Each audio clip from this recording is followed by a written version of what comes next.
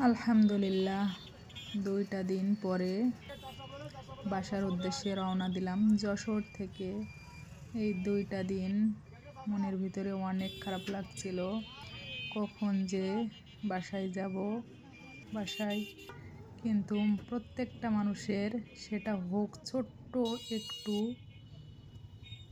ছোট্ট একটা বাসা, তবুও সেটা প্রশান্তির নিবিড় ছায়া। যে যতই বিল্ডিংয়ের উপরে থাকুক না কেন, নিজের বাসা মানেই শান্তির একটা নিবিড় ছায়া। অনেক মনে পড়ছে বাসার কথা, আমার মুরগিগুলো কেমন আছে সব কিছুই মনে পড়ছে। আমার আরাফাতের জন্য টাইমের রান্না করে দেওয়া, এগুলোও মনে পড়ছে।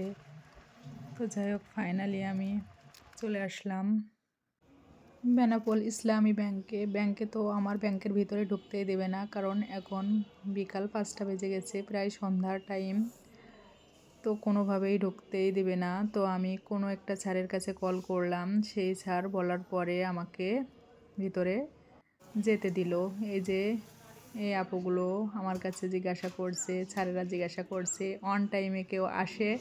তো আমার তো বাসায় বিপদ ছিল, সেই জন্য কি আর করা, আসতে হবেই, যেহেতু এসেই পড়লাম কাজটা মেটাতে। এখন কিন্তু মাগরিবের আজান দিচ্ছে। ব্যাংকের ভিতরে সবাই নামাজ পড়ার জন্য নামাজ বিছিয়ে রেখেছে, এই যে। আর এদিকে এই আপুগুলোর মন অনেক ভালো, এই আপুদের জন্য আমার অনেক মন থেকে দোয়া রইল।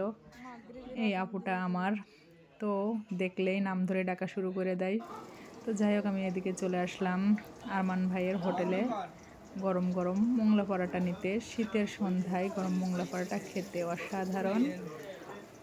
তো আমার আরমানদুল্লাহ ভাই কিন্তু অনেক সুন্দর করে হোটেলের খাবারগুলো বানায়।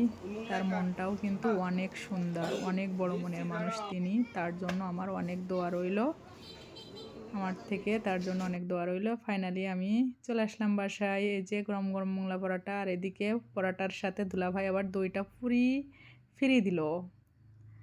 তো আমার এই ছোট্ট ভিডিওটি দেখার জন্য সবাইকে অসংখ্য ধন্যবাদ। আল্লাহ হাফেজ।